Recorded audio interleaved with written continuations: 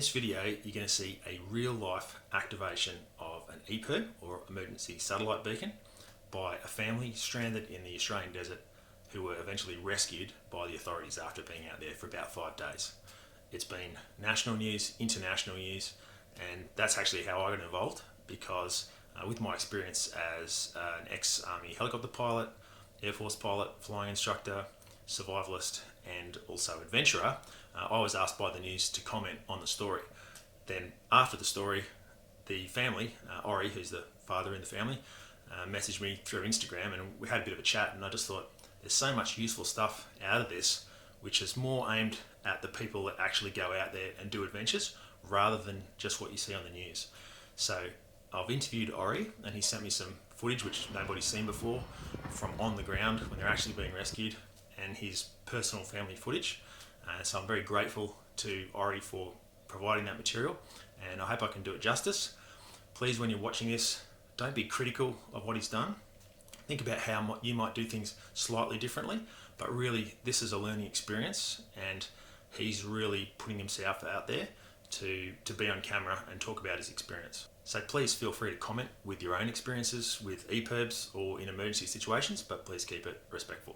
So just to quickly give an idea of the situation, he's been going around Australia with his family in a purpose-built four-wheel drive truck and was aiming to cross the Simpson Desert, and basically that's where the dramas started to happen. Stick around after the interview, because I'm going to compare EPIRBs and some other devices which I think are actually even better for this kind of expedition, but there are some limitations to them as well.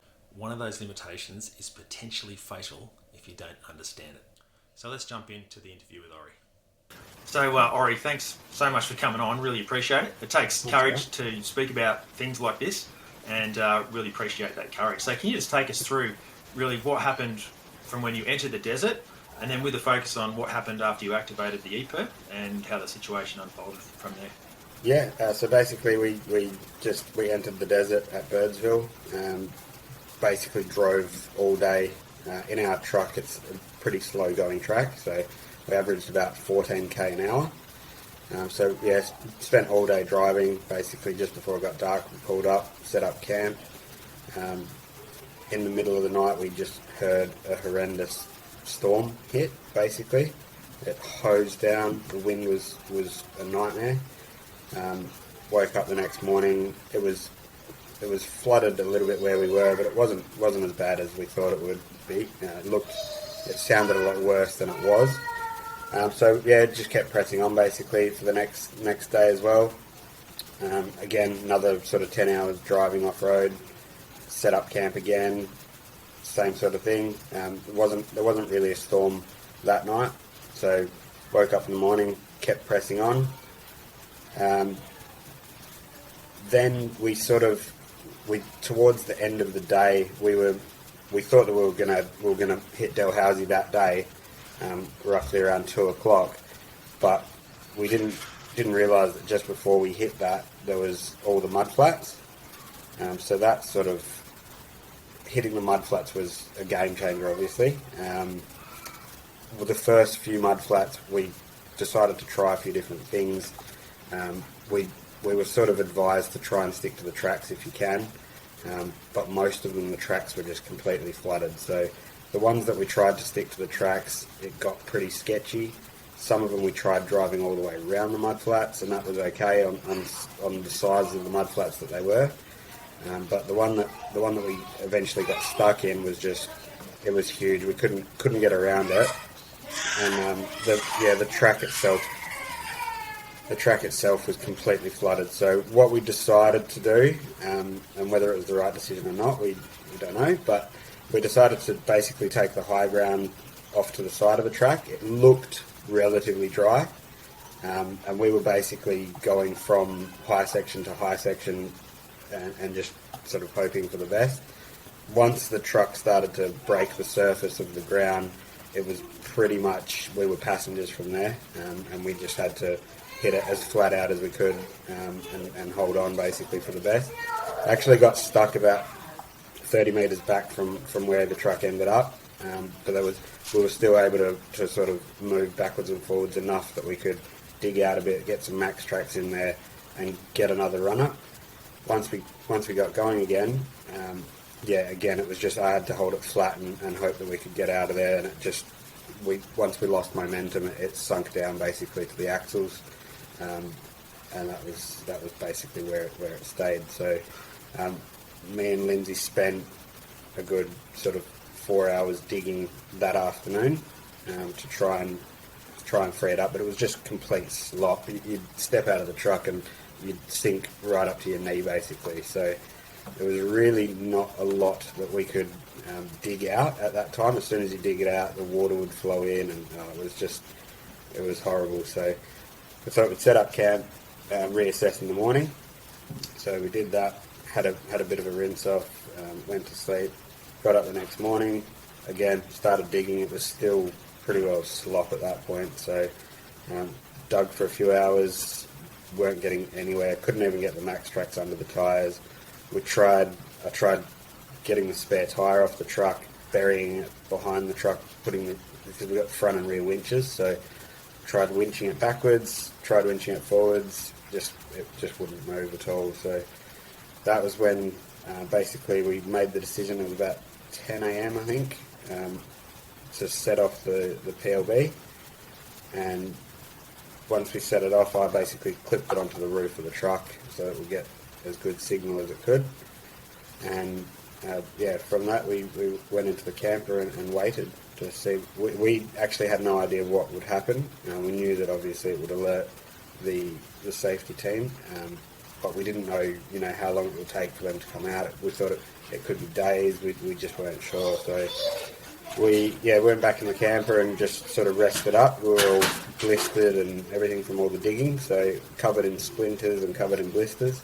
So we basically went and rested in the camper, and 4 hours later, pretty much exactly 4 hours later, we heard the aeroplane overhead. Went out to see. It was obviously the rescue aeroplane, and it was flying over. It did about 10 passes over us. So jumped on the UHF and just put it on a scan to see if we could pick up the pilot at all. And after a little while we did. The pilot came on channel 40 and we were able to communicate to him. And he was able to tell us that they'd dropped a care package with a satellite phone in it. Were you aware at that stage that the package had been dropped? No, I wasn't aware, and I could hear a funny siren going off. So I thought that something like that had happened, and they informed me that the package had a siren on it so that I could help locate it if I couldn't see it. So I didn't know that the package was there until he got me on the UHF. So I was pretty lucky that I had the UHF there. How far away was the package dropped from where you were? It was probably about 150 metres or so. Cool. So I guess had you not had the radio when the plane departed, you probably would have gone and found out what that noise was. And I would have. Yeah, I would have eventually worked it out. Luckily, sorry. I'm just on a video call. Is that all right? Sorry. Sorry about that. Yeah. So we realised the package was there. The pilot was able to communicate that to us. So I went and retrieved that and opened it up, and there was a VHF radio, a satellite phone, and some water in there, and all the charging devices for the sat phone as well. So that was good. I've actually got the sat phone here and the PLB. Oh, cool. So, my camera's just stopped showing, so I can't actually see it at the moment. Yeah, that's all right. And just stepping back there, so is there detailed instructions with how to use that? Like, if you were someone that knew nothing about radios and stuff, would you be able to figure it out? Yeah, so basically on the satellite phone was in a Tupperware container, and strapped to that was very, very detailed instructions. I didn't read it, but there were detailed instructions. I knew how to use the phone, so I just flipped it open, and they basically gave me a number to call for the South Australia Police at Cooper Pedy. So yeah, I didn't need the instructions, but yeah, they do have very detailed instructions, which was good. And then once we set the phone up and we were able to communicate, I think the first call was from Canberra, from the Rescue Coordination Centre. Yeah, that's the one. Yeah, from the Rescue Coordination Centre, they called just to touch base. Basically, did the phone literally ring in your hand, or did you have to call them? No, the phone rang in my hand. It's when I opened it up. Yeah, it was pretty cool. And then they just basically said that from now, pretty much they were going to hand it over to the South Australian Police, and I'll mainly be dealing with them, but they'll still check in with me as well, touch base. So then, basically, they set up 3 times a day to call and check in on us. They said that they were basically not sure how long we were going to be out there for. It could be up to 14 days. So just basically brace ourselves for that. They asked us obviously how much food and water we had, and they made an assessment from that whether they needed to drop us more food and water. But yeah, basically 3 times a day they would call us, just check on our mental health, our physical health, make sure we're all doing well, the kids are doing well. And so it's your wife Lindsay and your 2 kids. How old are they? Yeah, so Zoe is 3 and Zane is 2. So yeah, it was a bit of an experience for them. So yeah, once we established communications, we felt a lot safer. Obviously, we had the sat phone there. They said that we could call our family if we needed to, let them know we were okay, because our families were basically informed as soon as we set the beacon off. They got a call straight away to say, so it would have been like 7 o'clock in the morning Perth time. They got a call first thing saying the beacon's gone off. Basically, we don't know what's going on yet, but they obviously have to let them know because they're next of kin that the beacon has gone off. So obviously my family started to panic, and my family then called Lindsay's family, and it was a bit anxious for the first 4 hours until they had actually heard from us. So it was good. Once we got the sat phone and we were able to call them, it put a lot of people to ease, so that was good. Right. Yeah, so it wasn't like they had instructions like you can only speak to us too. They allowed you, or was that not even discussed? The use of the sat phone? They allowed us. They said, look, if it's for your mental health to be able to call and speak to your family, then just do it. Don't even question the use of the phone. Just call your family. If you need to speak to them, call them. So that was really good, and we were able to. We pretty much called our families once a day just to check in on them, make sure let them know that we're okay, and make sure they're okay. Really. Yeah, that's a good point on the behalf of the authorities, and your mental health is important, and you really do. I mean, on my adventures, I spend most of my worry about how people are worrying about me. So yeah, that's pretty smart on their behalf. It was very, very smart. Yeah, it made all the difference, because some days we'd be fine. We'd be like, yeah, we're getting out of this. We're very positive, and then some days we just struggle a bit, and the thought of what everyone else is going through at home, exactly like you said, that worries you even more. And then I had things going through my head like, I've put my family in this situation, and I struggled with that. That was probably the biggest reason why I didn't want to set off the beacon straight away. I just wanted to try everything we could to get out, because I knew the consequences of setting off that beacon. I knew that it meant basically game over for the trip, and we were stuffed. So that's why I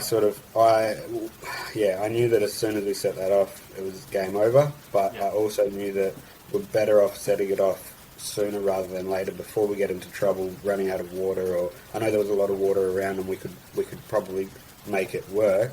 But just with the desert being closed after us, there was no one going to come past, and it could have been 4 weeks before anyone could even get in there to get us out if we didn't set the beacon off soon enough. So, had you not had a beacon, when do you think would be the first time that your family and friends would have started raising the alarm? I would have thought within a couple of days. I sort of told them that the crossing would take us 3 or 4 days.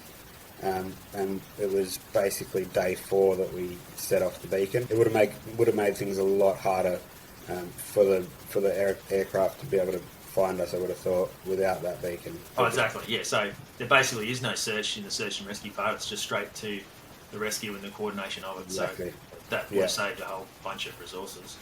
Yeah, they said the rescue team told us that the beacon was given them, I think it was within 10 metres or something. You can probably confirm that, but it was within 10 metres of the truck either side that the beacon was letting him know where we were. So it was spot on, basically. Cool. And do you know, is that I'm assuming then that's a GPS enabled It is, yeah. EPIRB? Yeah, it is GPS enabled. So I wouldn't get anything without GPS enabling, and I think that I'm pretty sure that within the next year or so they're going to phase out the non-GPS ones. So I think you have to get GPS. Yeah, had it not had GPS, it just takes longer to get a position. It won't be as accurate. As for the drifting part, when the aircraft comes to you, it will actually home in on a separate frequency that the EPIRB is transmitting. But either way, it's just nice for them to know straight up front exactly where you are. And so you've now been out there for 4 or 5 days. Just let me know what happened with the pickup and how that unfolded. Yeah, so in between that, they did end up doing a food drop just in case, because like I said, they were preparing us that we could be out there for weeks. So they did another flyover and a food drop with water as well, which was good. And then I think it was day 5 of being stuck there. So it was about 7 or 8 days all up, and we knew that they were going to try and get us out. Because of the hot weather that was coming in, it was going to be up in the 40s towards the end of the week. But we knew that the logistics of trying to get us out with our location, a helicopter just couldn't make it without multiple fuel stops. So we knew that they were trying to work on that, but they weren't sort of promising anything. We didn't want to get our hopes up, obviously. They'd sort of prepared us that, we could be there for weeks, and we'd accepted that. But yeah, in the background, they were obviously working out the fuel drops and those sort of things. So on the morning of the pickup, we basically got a call, a normal 8 o'clock in the morning call, and the South Australian Police said there's a helicopter on its way and should be there within a few hours. So we were super excited then, obviously, and frantically trying to pack everything up and get everything ready to leave our house that we've been in for the last 12 months. And we weren't able to take many things with us because the helicopter was so limited on fuel, so we literally had to grab the essentials and leave everything behind, which that's fine. But the helicopter was delayed a few hours, so we ended up having to go back into the camper, and then a few hours later it arrived. We could hear it coming over the horizon basically, and joy. The news reported that they winched you. Is that true, or did it land next to you? No, it landed next to us. So they called to confirm that the ground was hard enough to land on. Yeah, they were able to land about 200 metres in front, basically where the drops were done. They pretty much landed there, and then one of the team jumped out of the helicopter and ran up to us and briefed us on how to get in the helicopter, put earmuffs and goggles on the kids and everything. And then, they took us into the helicopter, and off we went to do the multiple fuel stops to get to Cooper Pedy. Cool. And so, the chopper didn't shut down, they just left it running, yeah? No, they just left it running, yeah. Yeah, okay, cool. And then what happened for the days after that? Well, it was a bit mayhem after that. So they got us to Cooper Pedy, and then from there we basically decided to make our way back home because I'm not too sure how long it's going to take to get the truck back. So we spent the night in Cooper Pedy at the Comfort Inn. I must say they helped us out a lot. They just made us feel at home. Really nice place. So we stayed there overnight, and in the morning, basically, we were actually pretty lucky. One of our family friends from Perth, who have been travelling around Australia as well, they were actually staying next door to us in Cooper Pedy. So we had a bit of a catch-up that night, which was good. Not having any contact with anyone for so long, pretty good to have a couple of drinks with them. And then in the morning it was, trying to work out flights and how to get back to Perth. So... And so, as far as media goes, I'm guessing, I think there was already media waiting for you. How did that unfold with interviews and then social media interactions and criticism or, support? How did that work out? Yeah, so we tried not to see anything straight away. When we arrived in Oodendata for the first fuel stop, there was already people there waiting for us and wanting to talk to us. We didn't really talk to many people. When we got to Cooper Pedy, there was media there waiting to do interviews, and we gave them a little bit of info, but we were shattered. We just wanted to get back to the room, so left it until the morning. When we got up, before we got onto our flight to Adelaide, we sat down with the ABC and had a good chat to them. Basically, gave them the interview there, and then we started sort of checking our social medias. We had a lot of messages and everything on our social medias, and most of them positive, which was good. But you're always going to get a few negative comments from people, which we understand. You know, everyone has different views. Some were a bit more tasteful than others, but you get that with social media. Yeah. You just got to try and zone those things out, otherwise you'd be depressed. So you do, yeah. And it's I've been in that situation once myself, and it is stressful. It sounds easy to say to somebody else, "Oh, don't worry about that," but when it happens to you, it is bloody stressful. You take it personal. Yeah, you take it very personally, definitely. But was there a debrief from the authorities when you got home? Not really. When we got to Coober Pedy, we sort of sat. We didn't sit down. We had a quick chat with the lady Amanda that was dealing with the case. She was just happy to see us safe. But no, other than that, we didn't really talk to anyone about it. Yeah, cool. And now that you've had a bit of time to reflect on it, like, what do you think the learning points are for yourself out of it? Well, definitely, I think if we were to do the same trip again, I would probably look at renting a sat phone. You can rent a sat phone from Birdsville or from Mount Dare and one-way trip it. So drop it off, vice versa. So that would probably be, although that probably wouldn't have changed the outcome for us on this trip, that I would probably look at doing that next time anyway. Yeah.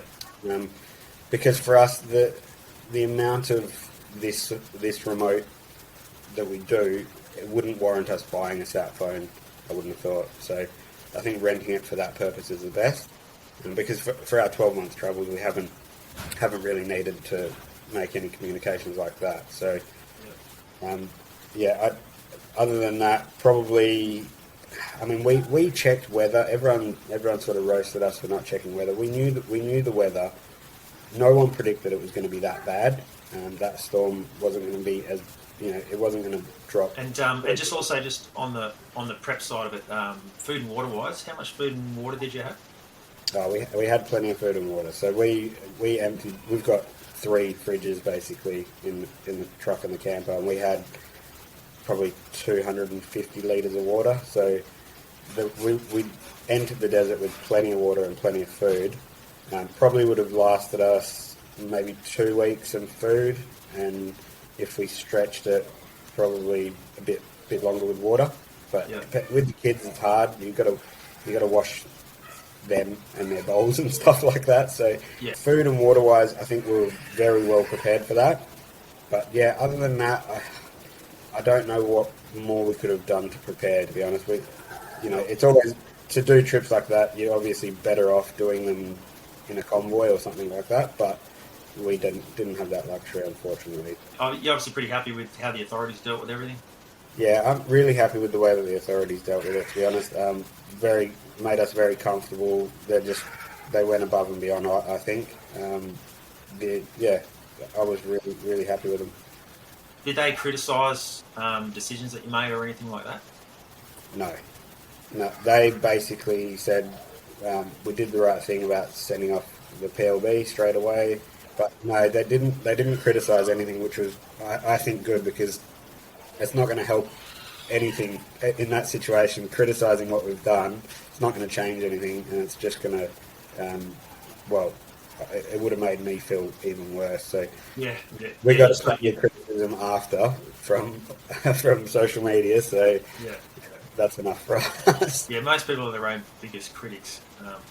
Not everybody, but I'd say the majority of people are. Well, thanks heaps for sharing your story. We really appreciate it. I've certainly got stuff out of it that I wasn't aware of, and I'm sure some of the people watching have as well. But, thanks a lot, Ori. That's all right, no problem at all. Thanks for having me. So I'm now going to cover what I use in preference to EPIRBs on land-based expeditions, but there is one limitation with them which can be fatal, and I'll cover that at the end. I first just want to explain there is a slight difference between an EPIRB and a PLB. So this one's actually a PLB. It's similar to what Ori had. It basically has the same function as an EPIRB, but it's smaller. It doesn't have a requirement to have an aerial that sticks up and floats if it's floating in water, and it only needs a 24-hour battery life once activated. A true EPIRB is something like this, which is designed for marine use. It's got a 48-hour battery, it floats upright, and it's registered to a vessel rather than an individual. So they basically do the same thing, the EPIRB and the PLB. So what I tend to use instead for land-based stuff is satellite trackers. I started off with this one, which was a spot tracker. It's been out for, must be like at least 7 years I've been using this one. I've now upgraded to a different brand. This is a Zoleo device, and Garmin Inreach is another one. And the thing about these is they have some advantages and disadvantages over an EPIRB. What I love about them is that you can always hit an OK button to let your family and friends know that you're okay, because these really use a satellite phone network as opposed to the satellites that the EPIRB is used. So you can effectively use them like a satellite messenger. They also have an SOS function, which when you press that has the same effect as activating an EPIRB. The Rescue Coordination Centre in your region will be aware of your situation, and you'll get exactly the same response in the same time frame. But what's really great about particularly adventures like the one Ori was just doing, and some of the other things that I do, is that you can do two-way messaging. So you can link it through your phone via Bluetooth and literally text people or send emails and effectively have two-way communication. So you can check the status of a track up ahead, whether it's open or closed, what the weather might be doing, and if someone has a medical emergency, you could potentially, if you have the number of a doctor or the email address of a doctor, get advice which could save you having to even activate an EPIRB, because you might find out that the situation is not as serious as you might think. So two-way communications is great. They are cheaper than a sat phone, but they do require a subscription. So the subscriptions for these are generally cheaper, and you can also do them for quite a short term, maybe 1 month, 3 months, when you're doing an expedition, and then let it lapse and then start it up again afterwards. They've got a similar initial setup cost or purchase cost to an EPIRB, but there is just those little ongoing bits that happen later on. The thing about the satellite trackers is, if you're on the ocean, there's a problem, and that is, whilst they do update your information to a satellite, which then goes down to a coordination centre and then has to get relayed to an aircraft, what they don't have is a continuous homing frequency activating all the time. So with the EPIRB, for example, it sends your position via GPS up to a satellite. That's great, but when the helicopter's on the way in, it picks up a signal on the 121.5 frequency and it can home in with a needle pointing exactly at the beacon until it sees you. Or if it's at night and you're drifting in a life jacket on a really rough ocean, if they fly over the top of you, the needle will go the other way and let them know that they've flown over it, and they can literally circle around you using this needle, and then that will direct the eyes of the observer or the pilot onto where you are. And if you're in a life jacket at night, you really need to have an EPIRB. That's why EPIRBs are the only ones that are certified for marine use. The PLBs, the smaller ones, are great to have, but because they don't float and because they've got the slightly reduced battery life, they don't meet the need for an EPIRB. So when I do a trip, like the last big trip I did on the Great Barrier Reef in a dugout canoe, I had all three. I had an EPIRB, which was registered to the dugout canoe, which, if that had a problem, would be my primary go-to. I also had the PLB attached to my life jacket. So this is literally my PFD, and it's attached via a lanyard, and it never leaves me. It's always attached. I'm always wearing it when I'm sailing, because that way if I go overboard, it's the one thing I've got on me that's going to save my life. And it will float, and I can manage the antenna myself and still be picked up at night in a rough sea. But because those don't have two-way communication, if I need it, then I take the satellite tracker. Now, you're probably not going to be able to afford all three. If you're going out all the time, it might be something you want to consider, but just know the limitations for water use for satellite trackers, and then have a look at what you do and make a decision that way. So just to clarify, at night on a sea, if you did use a satellite tracker, it is giving a continuous position, but it's got to go by the other side of the world back down to a rescue coordination centre, then be relayed to a pilot who's trying to fly an aircraft, navigate and punch in coordinates into a flight management computer. So this delay in your position, having to go via the other side of the world back to the aircraft, means that by the time they get the information, you may have drifted out of sight and you will not be found. That's why these are not the best option if you're on the water. So I really hope you've learned something from this experience and watching what Ori's gone through. It's really great to see the footage. Some of that footage there was from his Instagram page, which I just had up there in the background. So I've certainly got stuff out of that, and it sort of helps me, or hopefully it'll help you be prepared next time you're heading out into the outdoors, and knowing what kind of stuff you should take and what to expect if you do ever have to activate an emergency beacon. So thanks a lot for watching.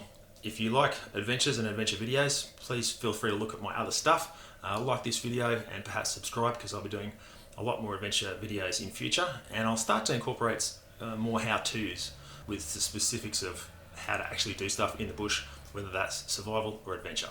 So thanks for watching.